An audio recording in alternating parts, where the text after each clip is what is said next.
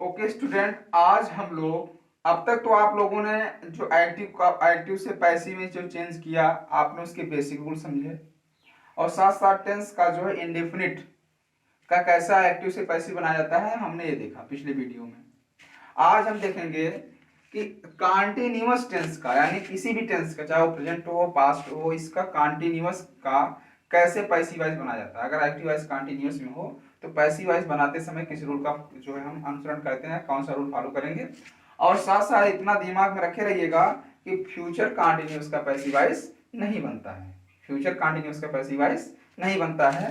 तो change of continuous tense from active to passive voices यानी continuous tense का active से पैसिव कैसे बनाते हैं। तो ये आपको बताया गया था कि प्रेजेंट और पास्ट कॉन्टिन्यूअस का तो पैसिव वाइज बनता है, प्रेजेंट और पास्ट कॉन्टिन्यूअस का पैसिव वाइज बनता है, लेकिन फ्यूचर कॉन्टिन्यूअस का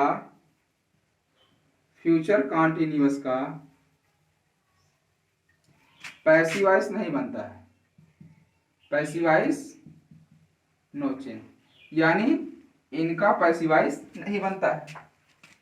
क्यों नहीं बनता है पहले हम प्रेजेंट और पास्ट का देख लें, फिर हम फ्यूचर का एक्सप्लेन कर देते हैं क्यों नहीं बनता है।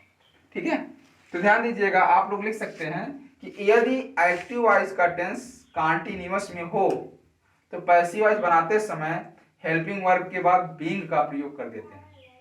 यदि एक्टिव वॉइस का टेंस कॉन्टिन्यूअस में हो तो पैसिव वॉइस बनाते समय बीइंग जो है हेल्पिंग वर्ब के बाद बीइंग का प्रयोग कर देते हैं। तो इसका जो मेथड है किस तरह से है ध्यान दीजिएगा। जैसे ऑब्जेक्ट को सब्जेक्ट बनाया गया प्लस हेल्पिंग वर्ब इसे इज एम आर प्रेजेंट का हुआ, वाज और वर एक किसका हुआ, पास्ट का हुआ। ठीक है, सब ऑब्जेक्ट को क्या बनाएंगे, सब्जेक्ट प्लस हेल्पिंग वर्ब, इसके बाद क्या लगाएंगे, बीइंग, क्या लगाएंगे, बीइंग और प्लस मेन वर्ब का third form, plus main verb का थर्ड फॉर्म लगाने के बाद यहां पे प्रीपोजिशन का प्रयोग, किसका प्रयोग करेंगे, प्रीपोजिशन का, और प्लस सब्जेक्ट को क्या बना देंगे, ऑब्जेक्ट। ये तो आपका पैसिव वॉइस बनाने का कॉन्टिन्यूअस का जो फार्मूला है उसका है। ठीक है, और हाँ ध्यान दीजिएगा अभी जो आपको इंडेफिनिट का पैसिव बनाया गया था उसका भी इंट्रोगेटिव नहीं बताया गया, क्योंकि इंट्रोगेटिव का अलग रोल है, उसको हम एक साथ बता देंगे। ऑब्जेक्ट क्या बनाएंगे, subject plus helping verb tense के अकॉर्डिंग, उसके बाद क्या लगाएंगे, बीइंग प्लस मेन वर्ब का third form plus preposition plus subject को क्या बना देंगे, ऑब्जेक्ट। तो जैसे देखिए, I was reading my book, I was reading my book, मैं अपनी किताब पढ़ रहा था। ये पास्ट का है, ये किसका है, पास्ट का पैसिव वॉइस है, पास्ट के कॉन्टिन्यूअस का। आई वॉज रीडिंग माई बुक, मैं अपनी किताब पढ़ रहा था। तो इसमें क्या हुआ, कौन पढ़ रहा था, मैं, सब्जेक्ट हुआ, हेल्पिंग वर्ब हुआ, रीडिंग मेन वर्ब हुआ, और माई बुक ये क्या हुआ आपका, ऑब्जेक्ट हुआ। तो ऑब्जेक्ट क्या बनाएंगे, सब्जेक्ट, तो क्या हो जाएगा, माई बुक, क्लियर हुआ। अब माई बुक सिंगुलर है प्लूरल है, सिंगुलर है, तो सिंगुलर के लिए हेल्पिंग वर्ब पास्ट में क्या लगेगा, वाज, और वाज के बाद यानी हेल्पिंग वर्ब हो गया, क्या लगेगा, बीइंग, यानी माई बुक वाज बीइंग, फिर वर्ब का थर्ड फॉर्म, रीड का थर्ड फॉर्म रेड होता है, स्पेलिंग वही होती है रेड, और प्रीपोजिशन बाई। आई का ऑब्जेक्ट क्या हुआ, मी, तो क्या हुआ, my book was being read by me. इसका हिंदी क्या था, पहले का था मैं अपनी किताब पढ़ रहा था, दूसरे का था है कि मेरी किताब मेरे द्वारा पढ़ी जा रही थी। मेरी किताब मेरे द्वारा पढ़ी जा रही थी। उसी तरह से अगर हम प्रेजेंट का देखते हैं, जैसे दे आर कैरिंग, एक मिनट, they are watering the plants, तो यहाँ पे क्या हुआ कि they are watering the plants, वे पौधों को पानी दे रहे थे, वो पौधों को पानी दे रहे थे। तो यहाँ पे सब्जेक्ट क्या हुआ, दे, और किसे पानी दे रहे थे, पौधों को। ये क्या हुआ हमारा ऑब्जेक्ट, और वाटरिंग क्या हुआ है, मेन वर्ब, ठीक है। और आर क्या हुआ, हेल्पिंग वर्ब। इतना क्लियर हुआ। ये हमारा एक्टिव वॉइस है। किसका है एक्टिव वॉइस है, प्रेजेंट कंटीन्यूअस का। ये किसका है, प्रेजेंट का। अब ध्यान दीजिएगा, इसका पैसिव वॉइस किससे बनेगा, पहले तो हम ऑब्जेक्ट लेंगे। ऑब्जेक्ट क्या है, द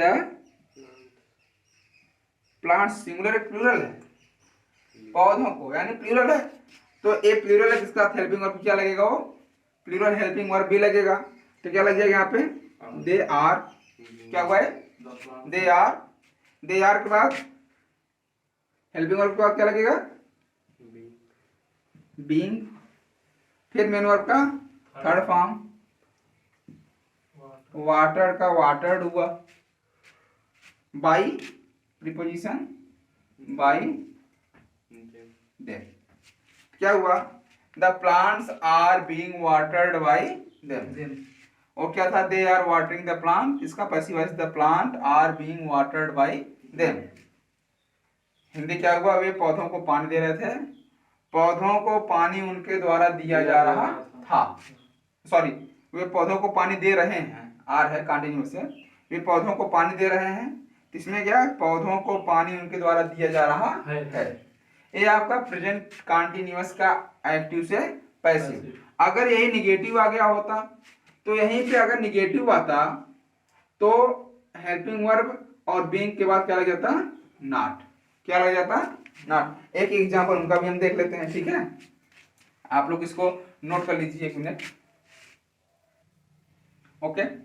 एक एग्जांपल हम निगेटिव का भी देख लेते हैं, फिर फ्यूचर कंटीन्यूअस की तरफ डिस्कस करेंगे। देखिए, जैसे Mohan is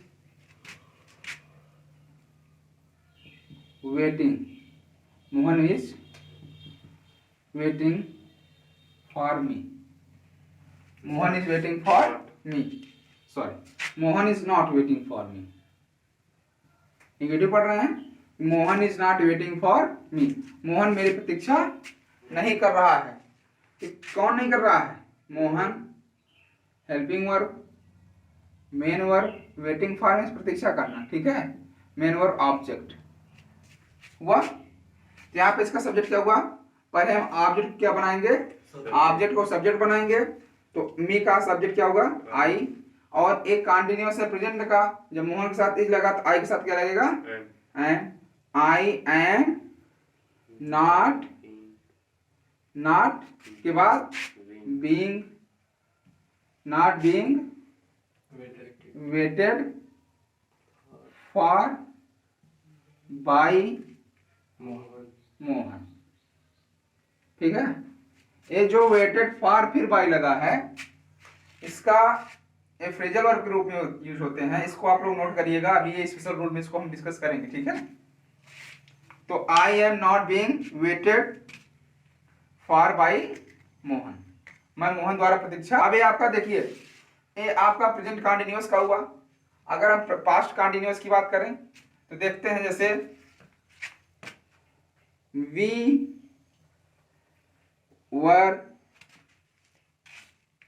flying the kites, we were flying the kites, हम पतंग उड़ा रहे थे, हम पतंग उड़ा रहे थे, इसका क्या हुआ?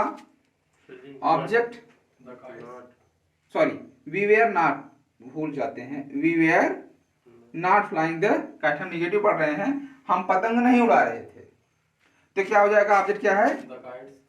The kites were not being, fly का third form fly, flew, flown, flown by us. देखिए, the kites were not being flown by us. Clear हुआ? तो ये आपका प्रेजेंट कॉन्टिन्यूअस और पास्ट कॉन्टिन्यूअस का यानी कॉन्टिन्यूअस टेंस का एक्टिव कैसे पैसिव वॉइस बनता है, अफर्मेटिव और नेगेटिव दोनों थे। अब हम थोड़ा डिस्कस कर लेते हैं फ्यूचर कॉन्टिन्यूअस की तरफ कि फ्यूचर कॉन्टिन्यूअस का पैसिव वॉइस क्यों नहीं बनता है। देखिए, पैसिव वॉइस बनना नहीं, बल्कि जो उसका हेल्पिंग वर्ब है उसमें कोई बदलाव नहीं होता है। क्यों नहीं बदलाव होता है? ध्यान दीजिएगा, जब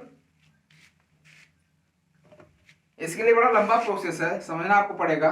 हो सकता है अभी आपको कम समझ में आए क्योंकि आगे जानकारी मॉडल ऑक्सिलरी की नहीं है आपको। देखिए, मॉडल ऑक्सिलरी का जो रूल होता है, मॉडल ऑक्सिलरी का जो रूल होता है वो ये होता है कि अगर मॉडल ऑक्सिलरी आ जाती है तो इसके बाद आने वाला जो वर्ब होगा, वर्ब हमेशा किस फॉर्म में होगा? फर्स्ट फॉर्म में होता है। मॉडल ऑक्सिलरी में क्या आता है? जैसे will, shall, can, may, could, should, may, might, जो जितने भी हैं सब मॉडल ऑक्सिलरी हैं। इनके साथ आने वाला जो वर्ब होगा वो हमेशा फर्स्ट फॉर्म में होगा। तो अभी आपने देखा बीइंग जो है, बीइंग ये टू बी वर्ब का कंटीन्यूअस फॉर्म या जेरेंट फॉर्म है। और टू बी में क्या आते हैं? इज, एम, आर, वाज, वर। हुआ? इसका एक टू बी शॉर्ट फॉर्म है। तो इसी को रिप्रेजेंट करने के लिए कंटीन्यूअस में क्या लग जाता है? बीइंग। ठीक है, यानी हेल्पिंग वर्ब बाद क्या लगा? बीइंग, और बीइंग के बाद क्या लगता है? मेन वर्ब का थर्ड फॉर्म, मेन वर्ब का थर्ड फॉर्म लग जाता है। तो प्रेजेंट या पास्ट का कंटीन्यूअस बन गया। और यही तरीका जो है जब हम फ्यूचर कंटीन्यूअस का बात करते हैं, फ्यूचर कंटीन्यूअस यानी फ्यूचर तो हमारे शैल और बेस से क्लियर हो गया, फ्यूचर है। लेकिन फ्यूचर कंटीन्यूअस जो सहायक क्रिया है वो बी है, क्योंकि ये बी कंटीन्यूअस है। कंटीन्यूअस कौन रिप्रेजेंट कर रहा है? बी। बी कंटीन्यूअस को रिप्रेजेंट कर रहा है, तो फ्यूचर कंटीन्यूअस हुआ। जब ये बी ऑलरेडी लग गया तो बी के बाद आने वाला कौन सा फॉर्म लगेगा? वर्ब का थर्ड फॉर्म। और यही रूल किसके लिए लगा है? फ्यूचर इंडेफिनिट के लिए लगा। पैसिव वॉइस बनाते समय फ्यूचर इंडेफिनिट के लिए भी यही रूल लगा है। जैसे कहा जाए कि आई शैल ईट द फूड, ये आपका फ्यूचर इंडेफिनिट है। आई शैल ईट द फूड ये फ्यूचर इंडेफिनिट है। इसमें क्या हुआ? द फूड ऑब्जेक्ट हुआ, तो आप क्या करते हैं? The food will be eaten by me, the food will be eaten by me। लेकिन कंडीशन क्या हुआ? यहां पे देखिए, हमें हेल्पिंग वर्ब देखना, will be eaten model auxiliary के साथ वर्ब का फर्स्ट फॉर्म आया। और कंटीन्यूअस में क्या करते हैं? टू बी के बाद वर्ब का जेरेंट फॉर्म या पार्टिसिपल फॉर्म आता है। तो यहाँ पे तो वर्ब का फर्स्ट फॉर्म आया और इसके बाद थर्ड फॉर्म आया। उसमें भी देखो जेरेंट के बाद जो है थर्ड फॉर्म आया था। तो यही हेल्पिंग वर्ब फ्यूचर इंडेफिनिट के लिए भी है और यही हेल्पिंग वर्ब फ्यूचर कंटीन्यूअस के लिए भी है। ठीक है, तो जब दोनों का हेल्पिंग वर्ब एक है तो पैसिव वॉइस दोनों का क्या हो जाएगा? एक ही होगा। अब चाहे कहते हैं कि फ्यूचर इंडेफिनिट का पैसिव वॉइस बनता है, फ्यूचर कंटीन्यूअस का नहीं बनता है। अब चाहे कहते हैं फ्यूचर कंटीन्यूअस का बनता है, फ्यूचर इंडेफिनिट का नहीं बनता है। तो लेकिन हम इसमें यही कहेंगे कि फ्यूचर इंडेफिनिट का बनता है, फ्यूचर कंटीन्यूअस का भी बनता है, बस उसके हेल्पिंग वर्ब में कोई बदलाव नहीं होते हैं। यानी पूरा तरीका वही लगेगा जो फ्यूचर इंडेफिनिट का लगता है। अर्थात इसीलिए कह दिया जाता है कि फ्यूचर कंटीन्यूअस का पैसिव वॉइस नहीं बनता है। क्लियर हुआ? अब आगे हम चलते हैं use of perfect. Use of perfect tense, changing जो है वो परफेक्ट टेंस की कैसी होगी इसको देखेंगे। आप लोग इसको सॉल्व कर लीजिएगा। वीडियो को लाइक, सब्सक्राइब और शेयर करना ना भूलें। फिर परफेक्ट का हम अगले वीडियो में देखते हैं क्या है। ठीक है, और ओके स्टूडेंट्स।